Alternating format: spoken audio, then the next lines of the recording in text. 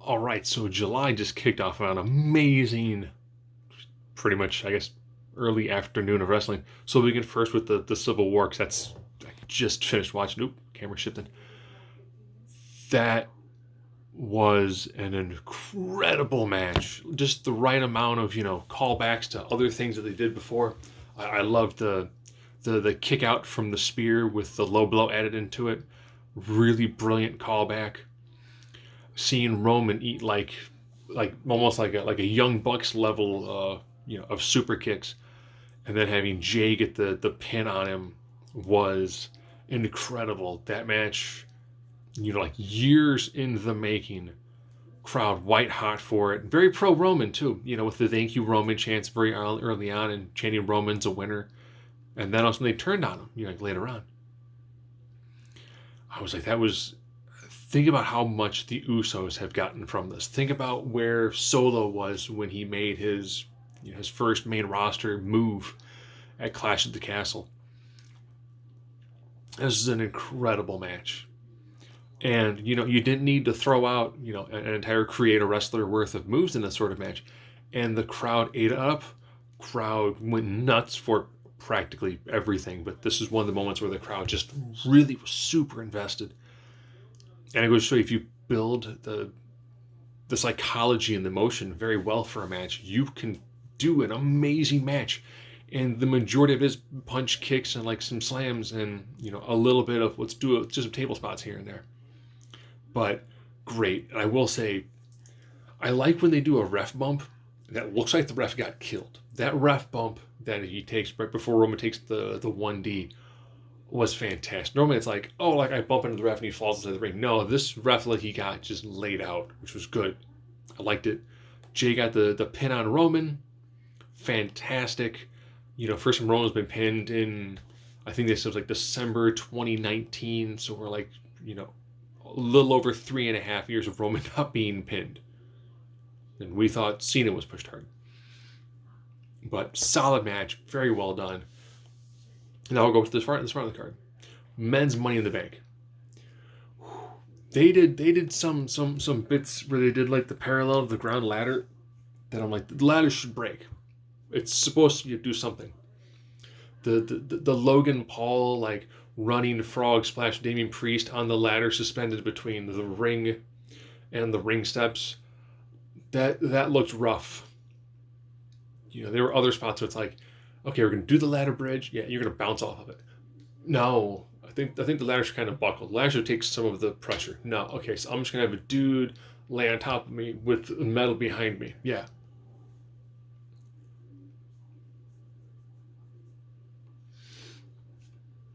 But really fantastic match. And the Ricochet Logan Paul springboard Spanish fly to the tables on the outside that I thought made both men like a few inches shorter. Wow. How you go, all right, here's my idea. Here's what I'm thinking. Wait. Let's do a bit, yeah, where we do the normal fall off the ladder spot, yeah, but we catch those on the top rope, okay, and then do a Spanish fly through those tables. Oh, that sounds awesome. They thought in their heads. And then they went more head into the table than they probably thought they were going to. And this is, again, a testament to when the E does a great job on camera angles, they do a great job on camera angles. I loved the zoom in on the person at the top of the ladder. So you only see the person, and like from their waist down is hidden. And it's like someone's coming up the ladder. You can hear the crowd going, but super white hot for LA Knight. And I was like, oh, yeah. It's also one of those things too where, had Knight not won this, you can still build off that and you can put him in a fantastic mid card. Have him win a title, and just put him in that upper mid spot for a little bit, and then maybe he wins a Rumble, maybe he wins a tournament. He doesn't need to be king of the ring because he doesn't need that. But seeing Priest win that, and I was like, ooh, could this be a good night for the Judgment Day? No, it wasn't. But seeing Priest win it, I'm like, okay, good. And I will say, White hot crowd. I love when they sing along with music and get super into it. I love when wrestlers come to the ring in slightly different gear. Dean Priest came down like pseudo super shredder, which I thought was a nice bit. You saw something similar to with Santos. Santos came down with some different gear on. I'm like, shoot, this is a big event. Get some more specialized gear. Get something a little bit different. But incredible opener. Priest wins it. I'm like, all right, this is interesting. Does this put more of a schism when it comes to the Judgment Day? Maybe. I don't know. Then we had the women's tag match. So Liv Morgan and Raquel Rodriguez taking on Ronda Rousey and Shayna Baszler. Ronda Rousey, now, I saw the stylized M. I'm thinking she's going for Majin Vegeta. And this match was good. They still worked on Liv's injured shoulder. I'm like, okay, fine. She got tossed around by Raquel. I'm like, okay, fine. Nothing's about this match is really making me go like, oh, fantastic match. But then again, after the men's ladder match, it's hard to keep that momentum going. But then when Shayna went back into the corner and Ronda tagged herself in, and then Shayna turned on her, and I was like, ooh. I talked to my buddy Ed a while back as we started watching him come out to the ring, and I'm like, wait. It's Ronda's music, and they just put Shayna's name on the Tron with her. I'm like, Shayna's been doing this longer. And then when she turned, I'm like, oh, are we going to get like bloodthirsty savage Shayna? Are we going to get the Shayna that showed up and, like, bit Becky Lynch's neck and drew blood? The woman who destroyed everyone in the chamber. Are we going to get that Shayna Baszler back? Is she coming back? Is Ronda taking some time off? Don't have Ronda come back and be babyface, because no, the crowd does not dig her in that way. But the turn, new tag champs, okay. That now makes Money in the Bank kind of Liv's show. I mean, she's had good showings at like a few of them. I'm like, this could be her event. It's fine. Good match. Like to see where they're going forward from that. So we had 2 matches down, both matches. I'm like, I want to see where they go forward with this. Then we go into the IC match. This is Gunther versus Riddle. These 2 guys, you can tell they want to work snug. It was hard hitting. It was brutal. And I will say, there's something about foot stuff in wrestling. Hear me out on this. When I was at AEW Revolution and MJF took off Cody's boot and it bit his toes, the crowd was like, oh! I don't know what toe stuff. This is why I really do wish we could have seen that bruiserweight battle with Riddle, because I want to see Pete Dunne do like the finger snap, but to the toes. I mean, that would be pretty wicked.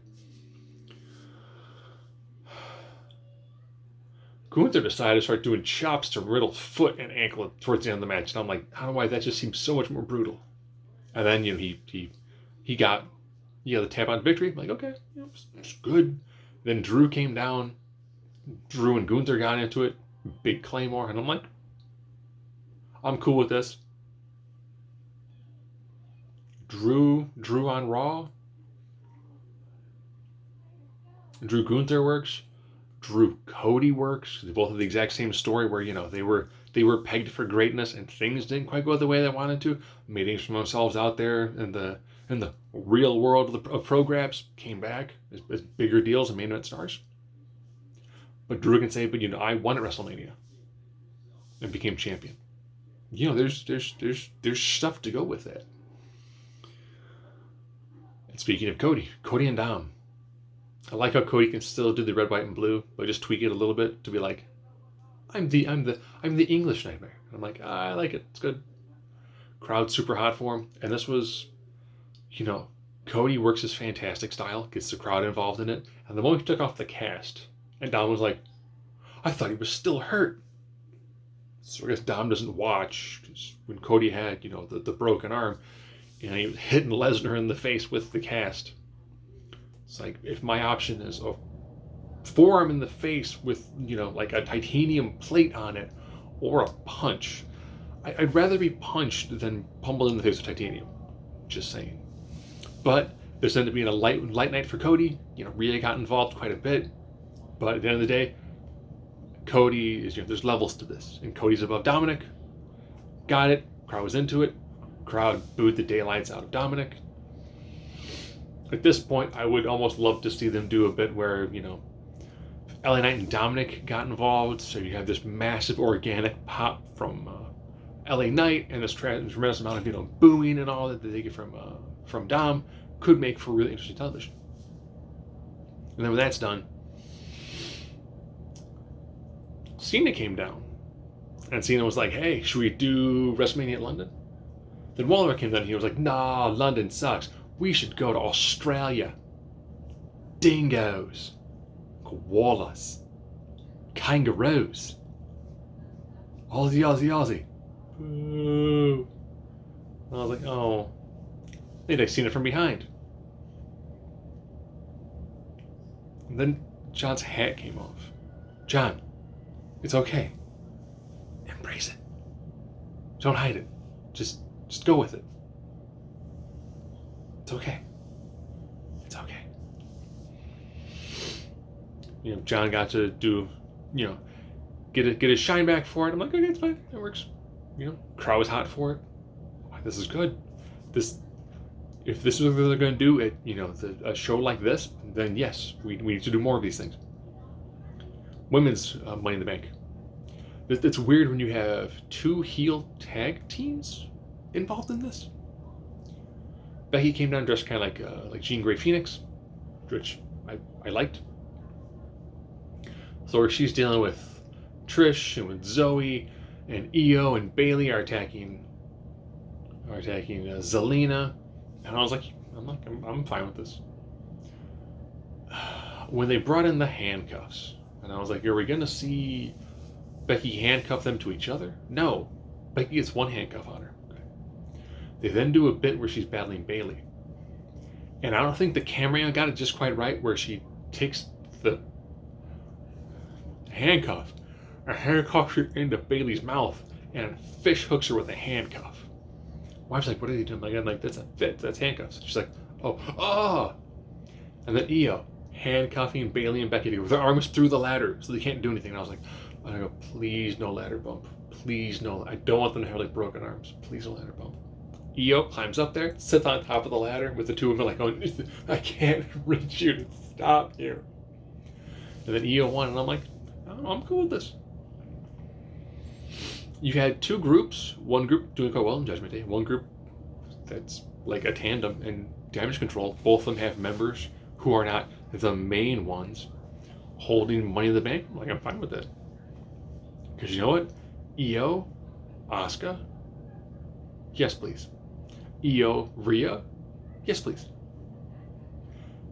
I'm fine with it either way. Seeing Io hold the title, I'm cool with that.